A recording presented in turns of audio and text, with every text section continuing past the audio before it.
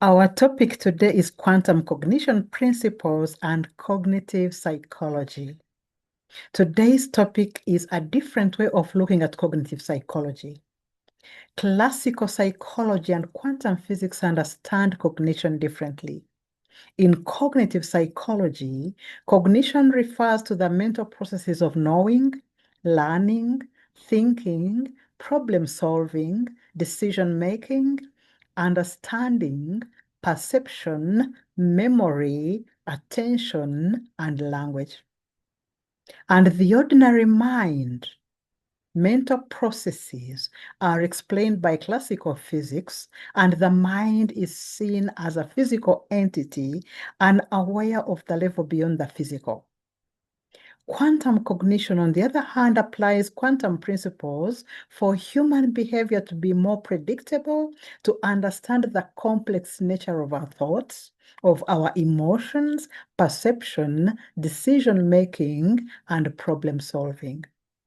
It explores psychological phenomena not adequately explained by classical physics and are considered irrational by classical physics. Quantum cognition treats the quantum mind as a field that is energy with a higher frequency than the physical body.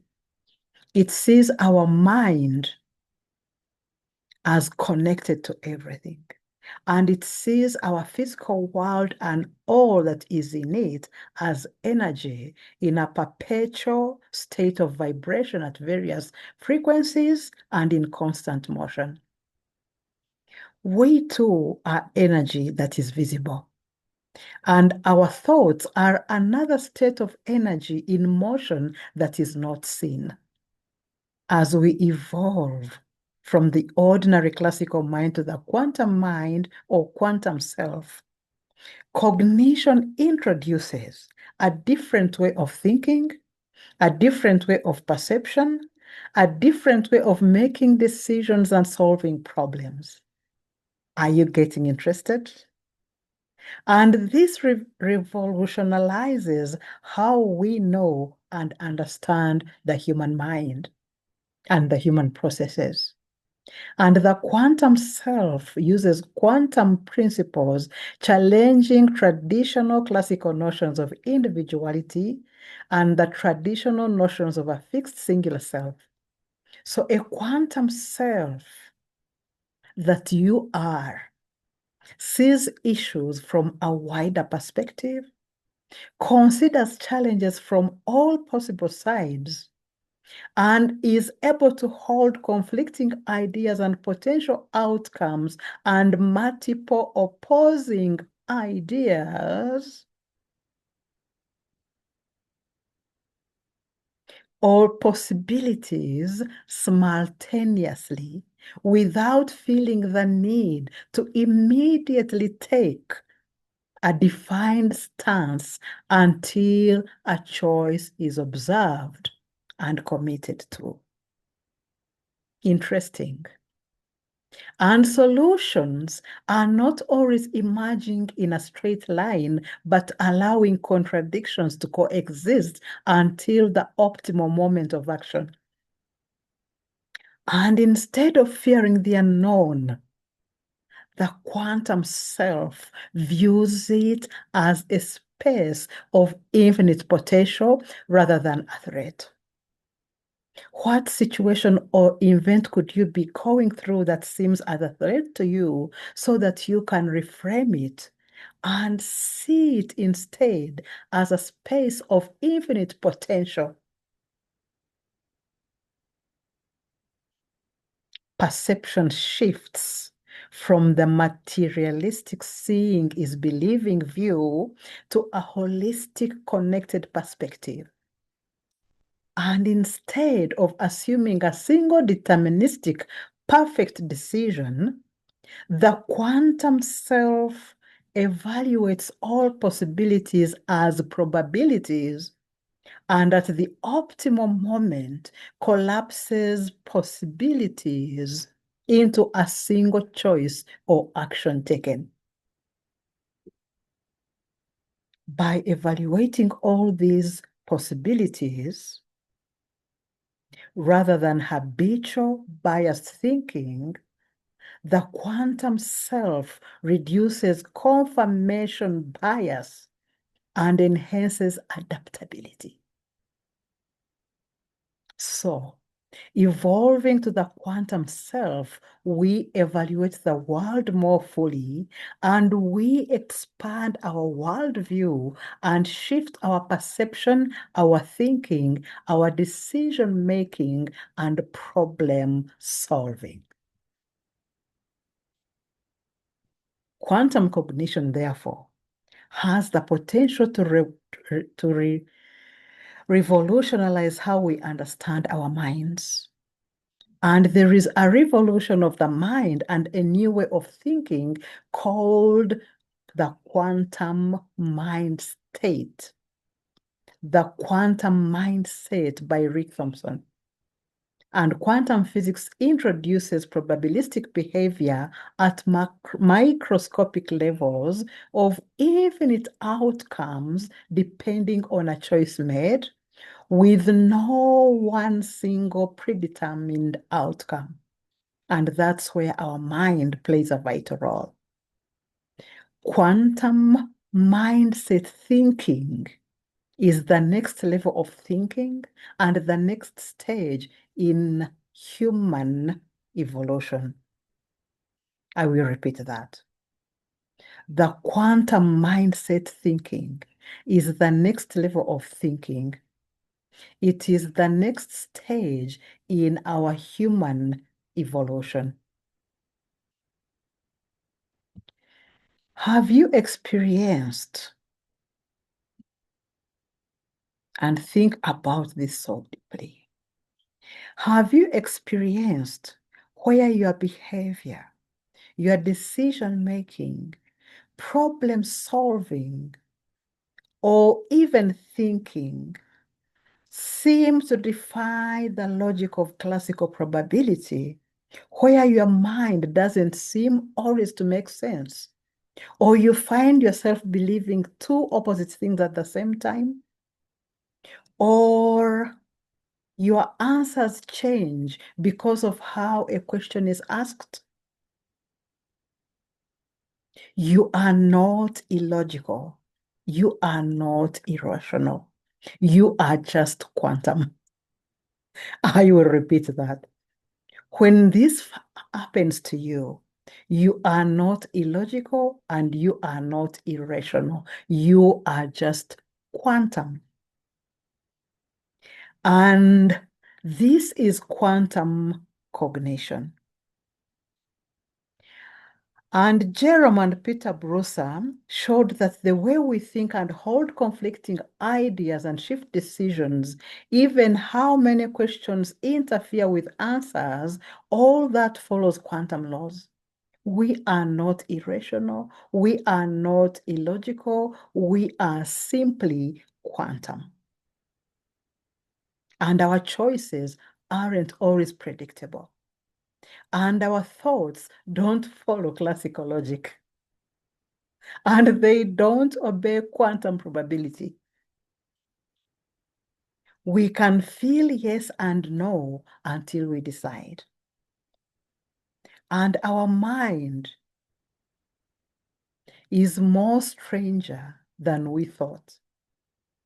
We are a quantum mystery waiting to collapse. And the answer is already in our mind. And there is an explanation for this irrational behavior. So, could quantum mechanics explain this irrationality?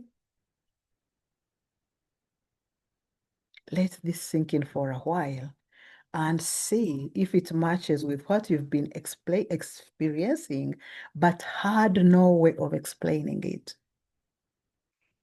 So behavior can be non-irrational, influenced by quantum-like processes transcending classical notions of rationality. Daniel and other cognitive scientists delved into the irrationality of human behavior. And they propose that irrational human decision making, deviating from classical probability, can be explained by applying quantum principles. And decision making might not be as rational as we assume, but follows a different set of rules more consistent with the quantum principles. Quantum mechanics explains behavior that seem irrational under classical laws. And in the quantum realm, absurdity has a place. And the working of our minds in irrationality, they also have a place. And lapses in logic can be explained by quantum mechanics. We are quantum. We are not irrational. We are not illogical.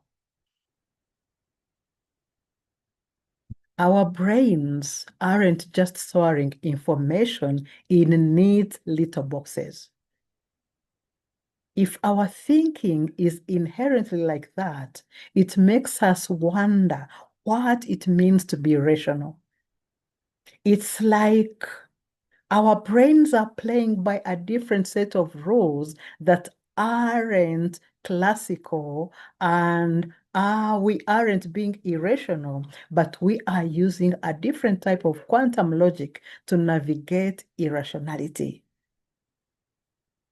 Therefore, quantum cognition opens up new possibilities to understand the complexities of human thought, and it sheds light on the way we make decisions that seem irrational. So, if thinking uses quantum principles, this challenges us to rethink what we consider rational. We think of logic as a rigid rule-based system, and our minds could be working with a different kind of logic that is more fluid and embraces irrationality, contradiction, and ambiguity. The world we live in is full of uncertainty. So squeezing all that into a neat logical box is where we might be going wrong. And quantum cognition offers a shift in this perspective. And it's not about throwing out logic, but expanding our definition of logic. Instead of seeing inconsistencies as paradoxes, we can understand them as signs of our minds capable of holding multiple perspectives at once, embracing irrationality, and using that contradictory information when we are making decisions. It's not about being perfectly rational in a classical sense. It's about being quantumly rational. Now, let us look at the quantum principles that are applied to cognitive psychology so that we can understand human or quantum self-cognition. And the first one is the first quantum principle that applies to decision-making goes like this. Human quantum decision-making explores using quantum principles to model and understand decision-making processes, suggesting that human choices, the choices you make moment by moment, are not always rational and may involve uncertainty and superposition. And it challenges classical models and aims to explain behaviors that seem paradoxical or irrational from a traditional point of view. So we are now looking at quantum supervision and how it applies to decision making. And superposition, where multiple possibilities exist at once, in the quantum world, particles can exist in two places at once. And when this is applied to decision making, we can hold conflicting ideas in our mind, much like those quantum particles. And we might entertain multiple possibilities before settling for a single choice. So before a decision is made, our preferences or beliefs can be in a superposed state, in a mixture of possibilities rather than a definite state, similar to how a quantum particle can be in multiple states at once. We are still looking at the quantum principles applied to decision making. Let us also look at entanglement. That interconnectedness can influence decision making by encouraging probabilistic thinking, overcoming fixed mindsets, identifying the core of the decision, and exploring all interconnected possibilities and feedback loops without limiting our view, and integrating both objective information and our inner subjective truth to find an outcome that aligns with your deeper self.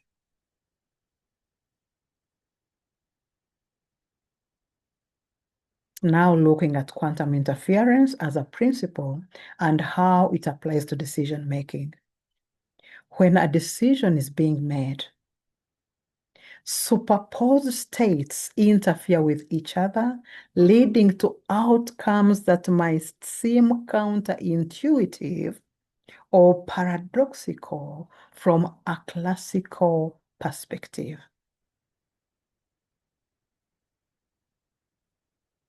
Now let us look at quantum principles applied to problem solving. And this provides efficient problem solving by representing non-local correlations and instantaneous influences. They provide a framework for problem solving in complex, uncertain situations by incorporating superposition, entanglement, and probability that allow for considering and holding multiple realities and possibilities simultaneously, for dealing with a complexity, to navigate uncertainty by weighing multiple outcomes that can tackle previously insolvable problems, by moving away from fixed linear problem solving towards a more holistic and flexible engagement with complex environments, making nuanced decisions, not relying on a single deterministic outcome. Put yourself there now. What does that mean to you? So the first principle that we look at that can be applied to problem solving is superposition. Quantum cognition proposes that just as particles exist in multiple states, cognitive states of thought and perception can exist in superposition in multiple possibilities simultaneously. So when we are open to multiple solutions for a given problem, our mind can hold multiple possibilities or potential outcomes before a decision or an action forces a collapse into a single reality. So faced with a choice, you can mentally weigh multiple options at once rather than cycling through them sequentially. And this is what makes quantum cognition, very powerful. And when we look at how entanglement can be applied to problem solving, quantum cognition offers and suggests that entangled particles affect each other instantaneously. And this means that cognitive processes like attention and memory can become entangled. Attention and memory can become entangled, leading to a non-local correlation and various influences. One idea or solution can instantaneously influence another, and even if they seem unrelated. And for telepathy, thoughts could be entangled in such a way that they can be communicated instantaneously across distances. And there are two levels of entanglement. There is local entanglement related to perception and sense making, and there is the global that is connected to consciousness and meaning making, the interpretations we give to what we go through. When we look at the principle of quantum non-locality, how does it apply to decision making and to problem solving? Quantum cognition implies that cognitive processes can exhibit non-locality, where information can be instantly transmitted across different cognitive systems. And by these cognitive systems, we might mean thinking, perception, and memory and learning. And cognitive processes are not confined to individual minds, but extend from my mind to yours, from your mind to your next neighbors. And this is influenced by interactions with the environment. What is it that the whole group is focusing on?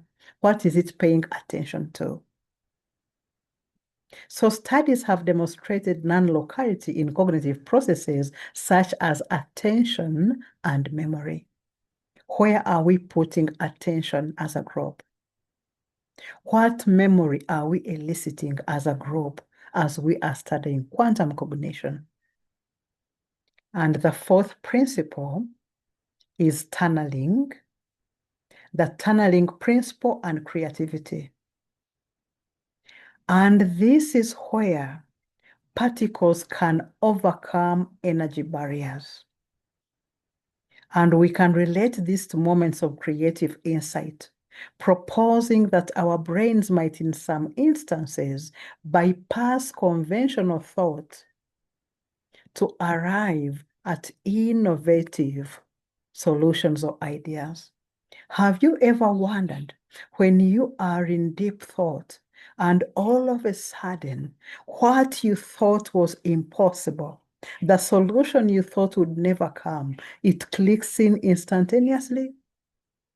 It means part of your brain has overcome that barrier that seemed to make it impossible because your subconscious mind had been programmed to think that it was impossible.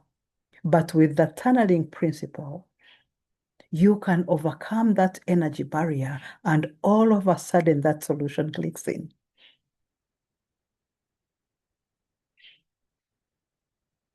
Let's now look at applications of quantum cognition that explain behavior considered as irrational by classical physics. And we'll begin with perception. And quantum cognition challenges classical notions of perception, proposing that perception is a non-local, context-dependent process involving quantum entanglement and superposition. And when we look at decision-making, quantum cognition provides new insights into decision-making processes, highlighting the role of quantum superposition and entanglement in shaping your choices. And when we look at attention and memory, Quantum cognition provides new insights into attention and memory processes, highlighting the role of quantum non-locality and entanglement in shaping cognitive performance as far as attention and memory is concerned. Now, let me take you deeper and allow me to take you deeper. Let us look at understanding the quantum self and quantum cognition. And this is going to blow your mind. Consciousness operates in communion. Consciousness operates in communion. Consciousness operates in communion. Remember, consciousness is who we are. And with our conscious, we directing where we are paying attention to, that is, we have that awareness. We are consciousness, but we have awareness as a mental process of cognition.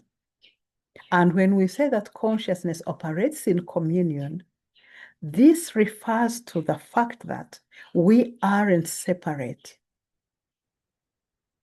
from the entire world or from the universe, but we are the universe and the entire world. We aren't separate from the universe. We are the universe experiencing itself. And this is according to Alan Watts. And the phrase quantum cognition sparks a profound sense of wonder. It brings in images of possibilities beyond our current understanding of a reality more fluid, more interconnected than we often perceive. If the very fabric of our thoughts were interwoven with the quantum realm of infinite possibilities, what incredible abilities would awaken in us? Could we truly tap into our future self that's already masterful and whole and able to guide our present choices? Could we truly tap into a future self that already has the skills that we need? What wisdom would we impart on our past selves, especially the past self that made the wrong choices? And what insights would we gain from our future self? In a profound sense, this is precisely what we are doing all the time. Our past self and our future self all exist in the present now moment.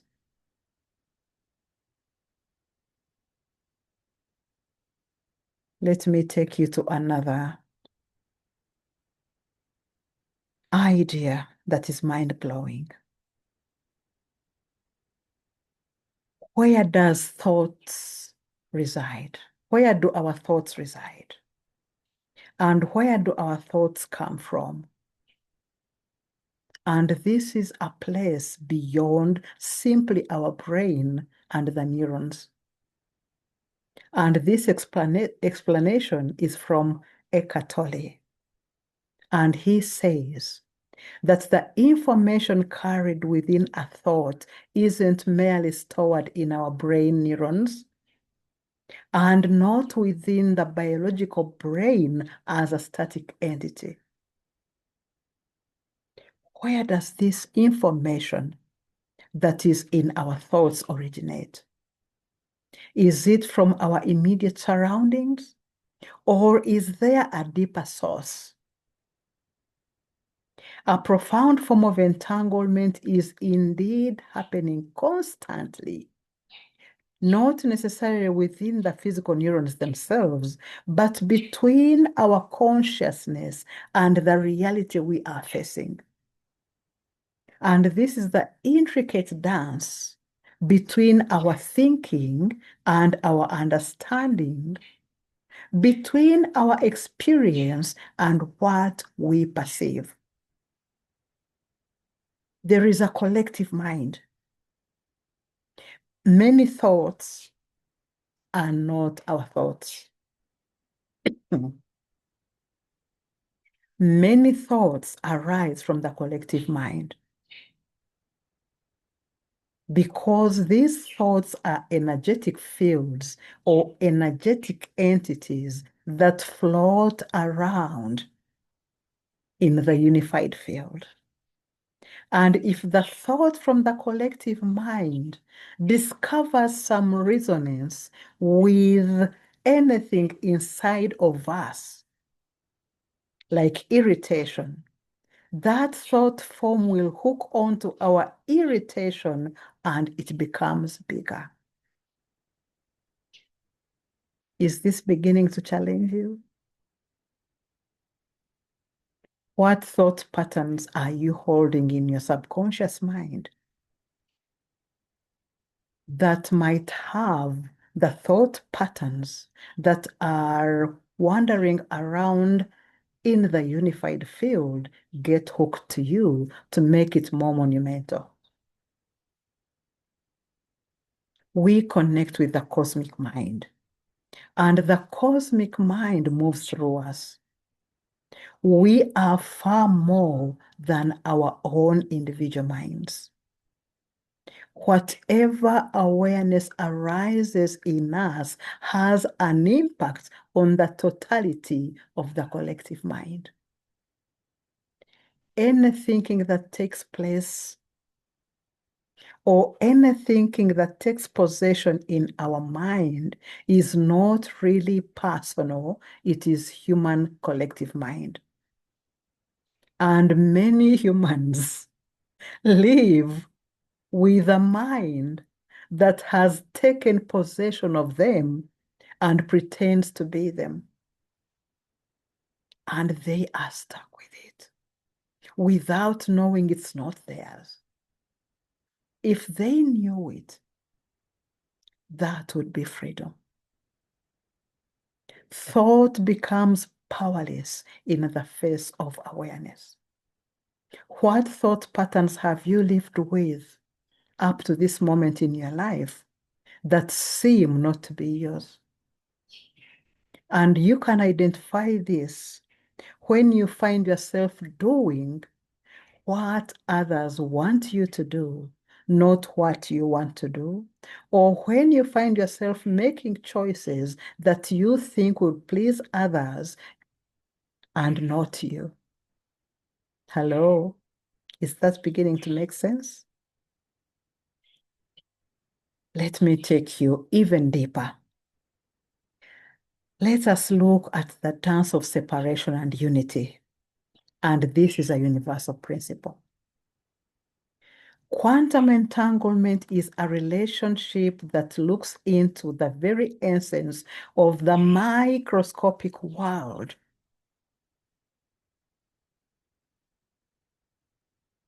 unleashing everything we interact with. We are connected. We are interdependent. We inter-are. And this echoes the ancient wisdom, as above, so below. If the below, the foundational reality of our universe, is governed by quantum mechanics, why would the above, our consciousness, our thoughts, our experiences, be exempt of quantum mechanics? And the answer lies in a deeper understanding of unity and separation. Mainstream science is correct. To experience any kind of atomic composition, our bodies or some form of separation is necessary. We need distinct physical boundaries My body starts here and ends here. Yours starts here and ends there. We need distinct physical boundaries. Understanding that separation is essential, we can grasp that its purpose is unity. And its purpose is to separate things that the space in between becomes so vast and transforms into the unified field. I will repeat that. Understanding that separation is essential, we can grasp that the purpose or its purpose is unity. To separate things that the space between them becomes so vast and transformed into a unifying field. Listen to this mindfully now, because we are going to apply it to what it is that you see different. So when two things become so distant, experiencing the extreme point of separation, the space between them becomes the essence of unity. Expansion, pulsing to infinity, creating different forms of unity, your body, my body, the other person's body, all that are yearning to experience themselves. And this is the beat of existence. We might seem separate in bodies, but we are one. Physical form may seem to separate us, but energy, the consciousness that we are, brings us all back together into unity.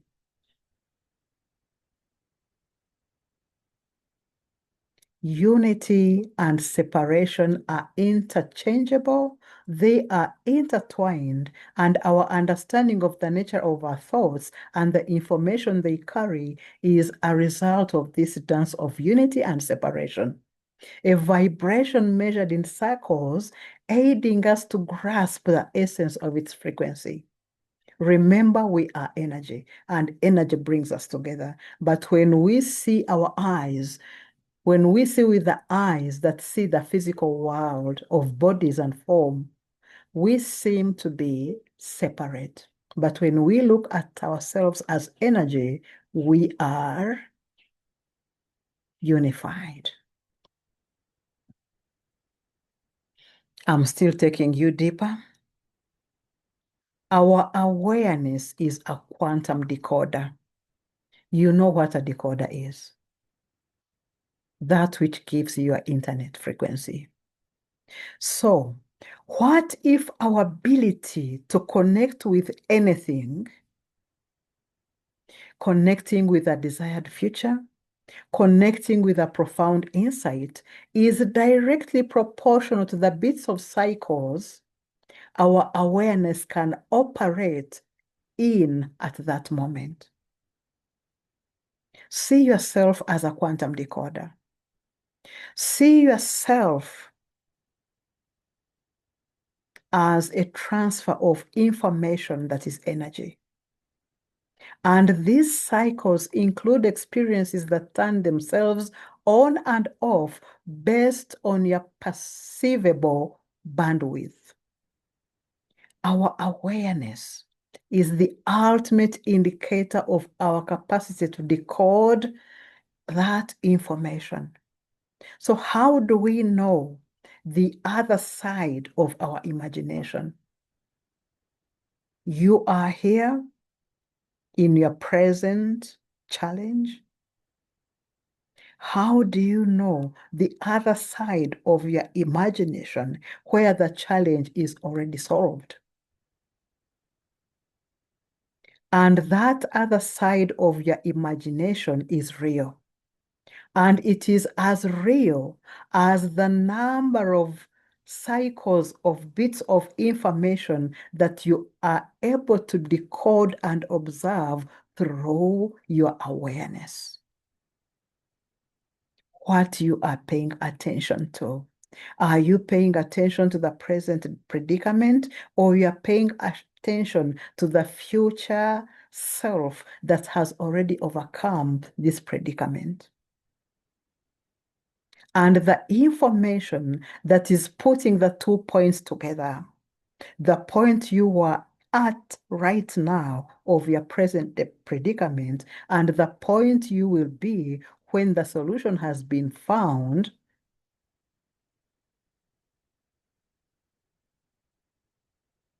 those 2 points are connected through entanglement and through the processes of cognitive ability. So to connect to anything, it must already exist. That future self that already has the answer, it already exists in latent state, in the infinite field of all possibilities, waiting for you to capture it with your awareness. It is on the other side of your imagination. And this side, you are still seeing yourself in that predicament. So to connect to that future self where the answer already is, imagination is the tool for decoding the unique data that you are downloading from that place where the answer already exists, where a solution already exists. That reality that you wish to experience. So imagination is a tool for building the world and reality around you.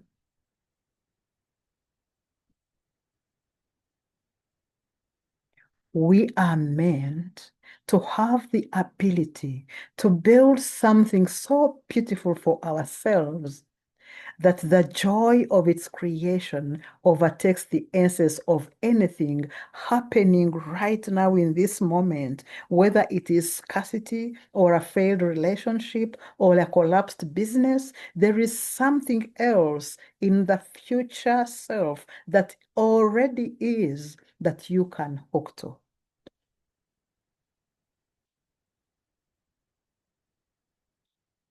And we can do that by imagination and quantum cognition.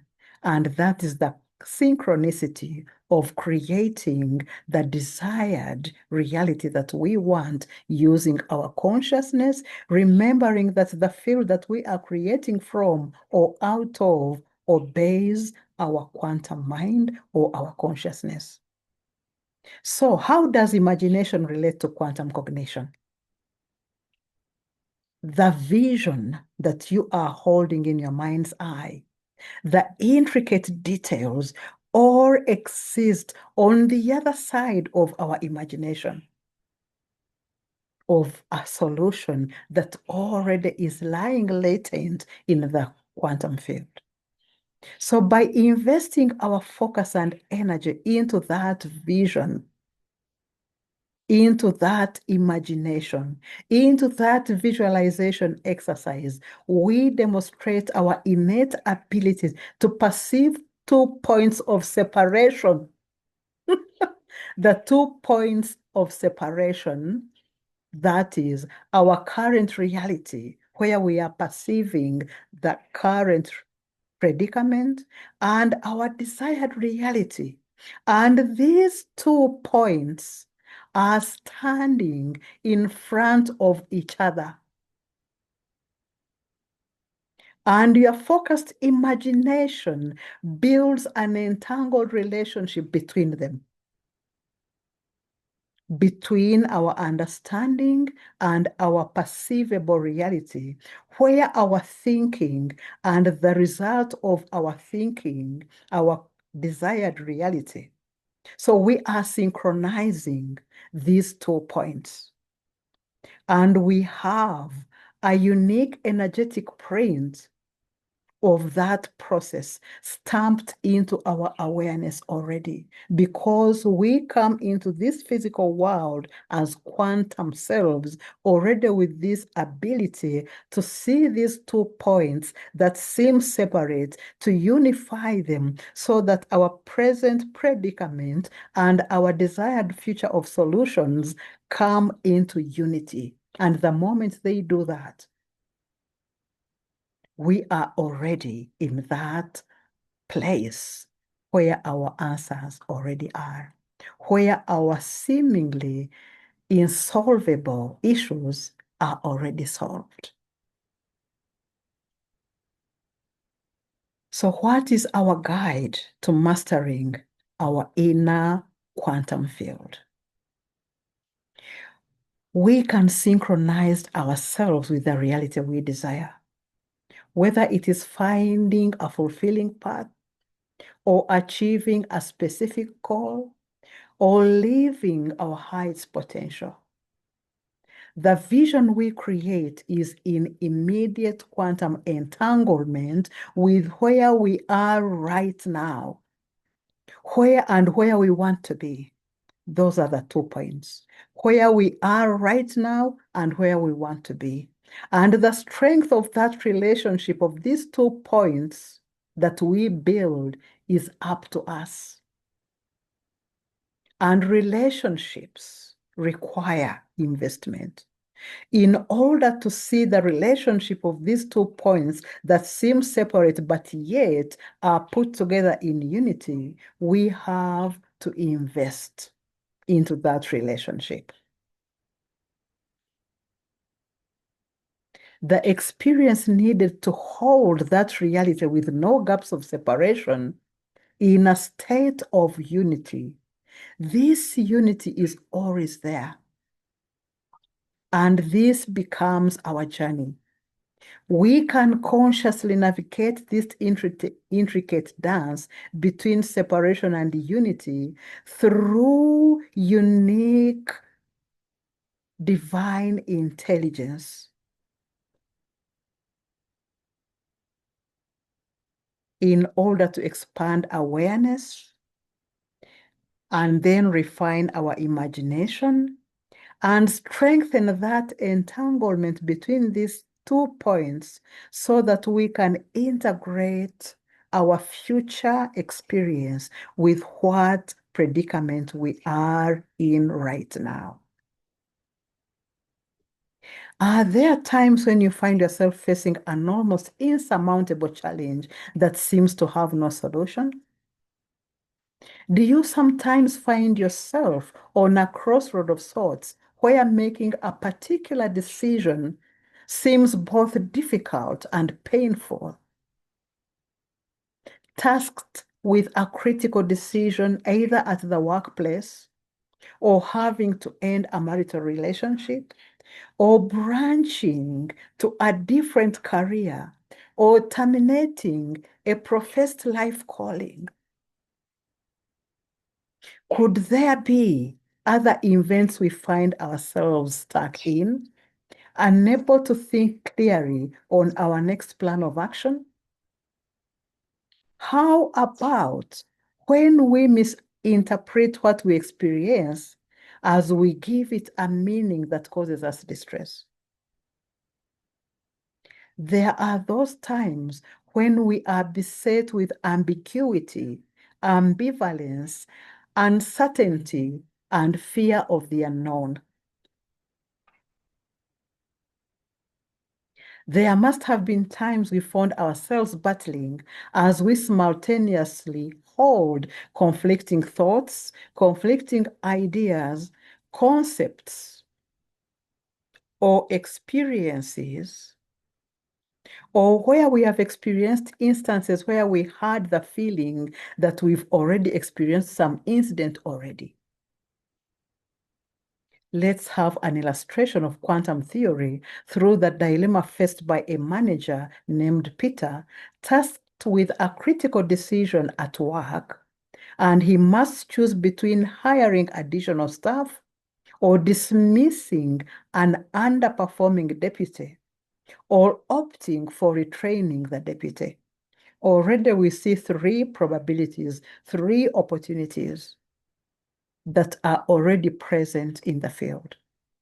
So despite having 48 hours and all the necessary information at his disposal, Peter struggles to reach a conclusive decision. He's still at work. His mind is still thinking about many other things that he has to do for the day. However, after a long day, he returns home and he unwinds. And it is in this moment of tranquility, when he has gotten into that silent, still space of the inner hermitage, it is in this moment of tranquility that clarity strikes. And he gains insight instantly that retraining is the most effective solution that avoids layoffs. And this revelation arrives without deliberate contemplation, as the subconscious mind is able to process and solve complex problems when we are in that inner silent space. And when we are in that space, our subconscious mind is functioning on an inner dimensional level where mental clutter has reduced or is non-existent. So we can enhance problem solving and use our brain to make quantum decisions through meditation that allows our brain process multiple possibilities at once, just like quantum particles exist in multiple states. And during meditation, we tap into the quantum cognitive processes. The same principles that govern quantum particles are very active during deep prayer, during infused contemplation, during lectio divina, during meditation. So spending 10 minutes meditating before decision making or problem solving can improve decision making and problem solving accuracy. And this quantum-based thinking helps us navigate complex social situations more effectively. There must be a real-life scenario that you are facing right now, either at the workplace, at home, in your community, school, project, or congregation. Bring it to mind. Bring to mind that one dilemma, that issue that seems to have no solution. And we are going to shift into a parallel reality with a version of you that is going to make a decision to solve this issue with a shifted mindset, where you will observe all possible outcomes and choose one that will most be profitable and mind-soothing, producing tranquility and equanimity in your inner state, even when it may not make sense right now or might seem absurd or irrational. You have brought that scenario in your mind. Now visualize another scenario where the solution already resides. So there are two realities standing in front of each other as the 2 points of separation. Your current reality that you've just brought into mind, that scenario of an issue, and your desired reality of the issue already solved.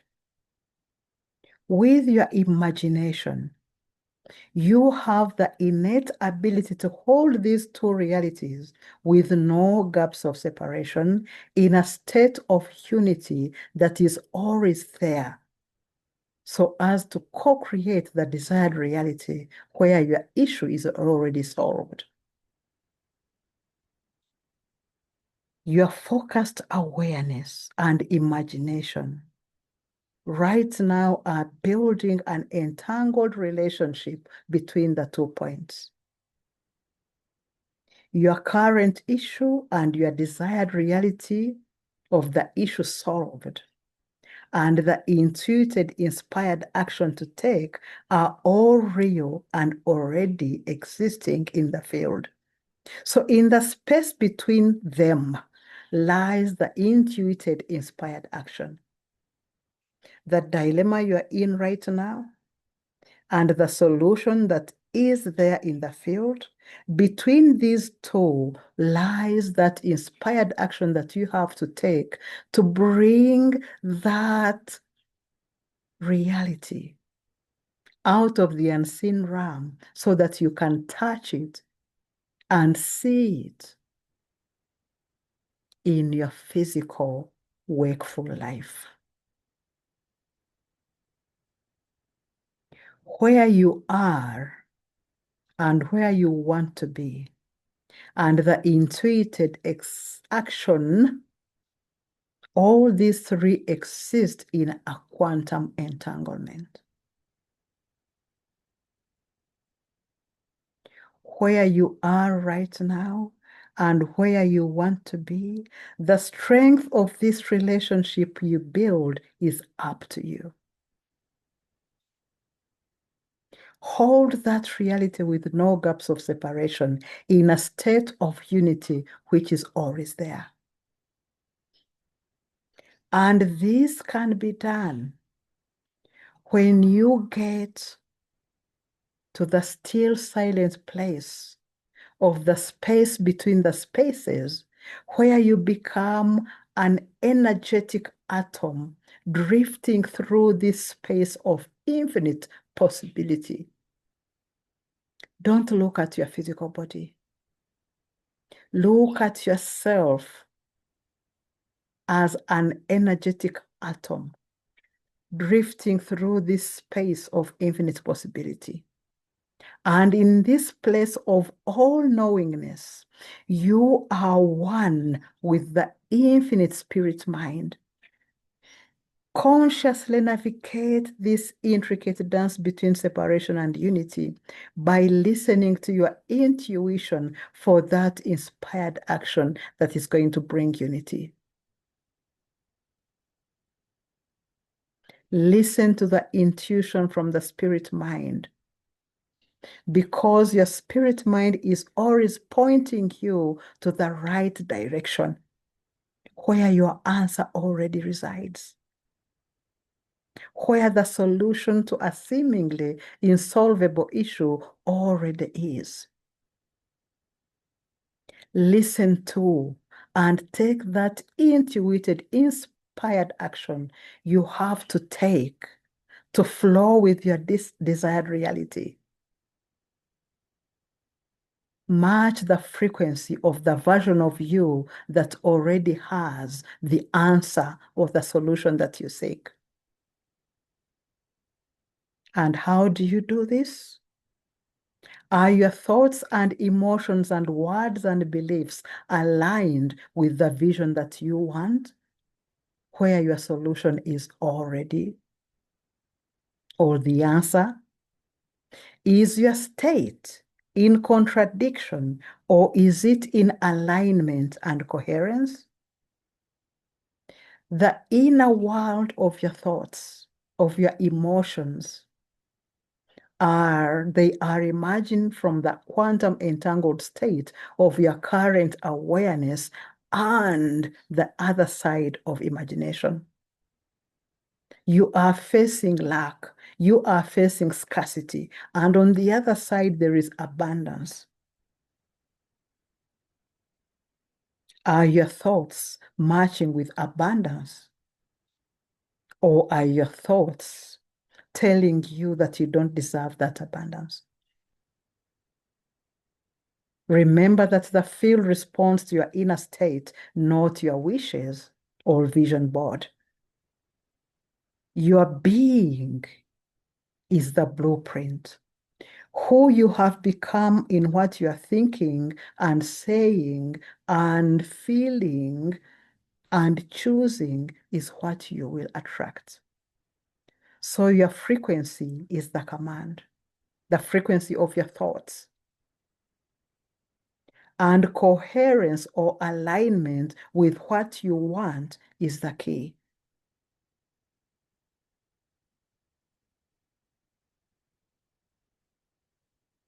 And this alliance, this alignment leaves a unique energetic print that is stamped into your awareness that will eventually bring into unity these two separate points so that you can get to the other side or where your answer lies, where your solution lies. However, as we do this, there is one thing that we need to iron out, and this is wanting versus being. You want abundance, but inside your body, you are feeling tense. Your breath is shallow. And this signals scarcity, not abundance. And money feels unsafe when there is this constriction. You might be wanting love, but you brace for rejection and you distrust intimacy. Your signal is closed and not open. So how will that deserved partner come in? So the field prefers truth, the truth of who you have become, not the performance, not what you are wishing for. This is where we have to shift from doing to simply being. We will attract, we will experience the reality that matches what we have become in our thoughts and emotions and the words we say. So you manifest from what you stabilize, the frequency that you constantly are, not what you desire, not what you wish. And this entangled relationship is being.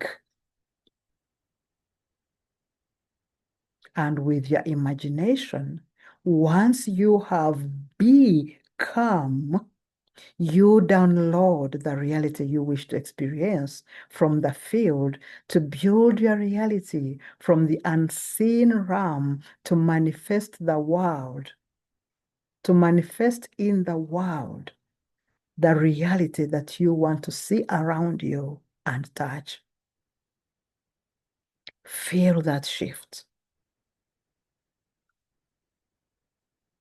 And as we come to the end, how touched were you by using quantum thinking mindset to solve problems and to make a decision?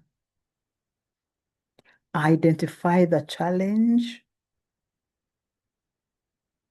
those identifying and challenging thought patterns, limiting your ability to think in a quantum manner is essential. Thank you so much for listening. Have a good evening. Namaste.